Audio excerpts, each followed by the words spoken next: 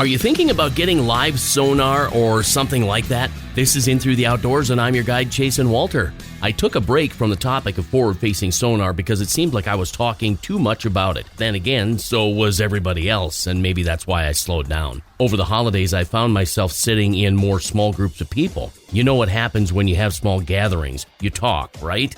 I love to talk about fishing. It's my favorite thing to do besides actually fishing. Fishing is frustrating, but there's so much fun in that frustration. Because of that frustration, I decided I needed to have Livescope because I could catch more fish and wanted to be more successful. I learned that that would not be the case. Just because I have live sonar or you decide to buy it doesn't mean that we are going to be more successful on the ice or even open water. If you decide to buy Livescope, Active Target, or Mega Live 2, it's not like your typical fish finder. It's really not meant to be turned on and just wait for the fish to come through like a flasher or 2D sonar. It's truly a running and gunning tool. Live sonar or not, you have to drill holes and you have to move if you really want to be successful. Unless you're just stupid lucky and every time you sit down and drill a hole, you catch fish. Aren't you lucky? Ice fishing equipment is spendy and live sonar is certainly not cheap. And it's one of the most frustrating things you will use to catch fish because there is a little voice inside you that says, I have live sonar and I'm going to catch fish.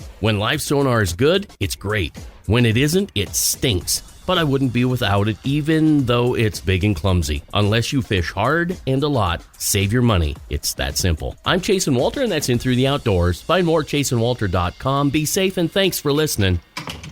If you listen to In Through the Outdoors or Between Hook Sets, the Real Story podcast every Wednesday night at 7 p.m., thank you. We've had tons of downloads. Get more wherever you listen to podcasts, YouTube, or at jasonwalter.com.